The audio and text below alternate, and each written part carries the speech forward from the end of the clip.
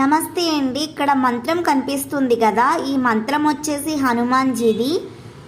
వద వద వాయునందనాయ. ఈ మంత్రాన్ని 21 టైమ్స్ ఎవ్రీడే ఈవినింగ్ ఫ్రెష్ అయిన తర్వాత పఠిస్తే కనుక మనకి ఏదైతే కోరుకుంటున్నామో, మనకి అవ్వని పనులు ఏవైతే ఉన్నాయో అవి అవుతుంది అండి. నేను డిప్లొమాలో ఉన్నప్పుడు నా సబ్జెక్ట్స్ ఆగిపోతే మా గురువుగారు ఈ మంత్రాన్ని నాకు చెప్పారు. ఇప్పటికి కూడా నేను ఈ మంత్రాన్ని పఠిస్తున్నాను, నేను మర్చిపోకుండా. మీరు కూడా మీకు ఏమైనా కావాలి అని అనుకుంటే నమ్మకం పెట్టి చేసి చూడండి, మీకే రిజల్ట్ అనేది తెలుస్తుంది. పని చేయడం వరకే మన పని, ఫలితాన్ని ఆశించకపోతేనే మనకి ఆశించిన ఫలితం కన్నా ఎక్కువ రెట్లు వస్తుంది అని నమ్మి చేస్తే మంచి జరుగుతుందని నేను అభిప్రాయపడుతున్నాను.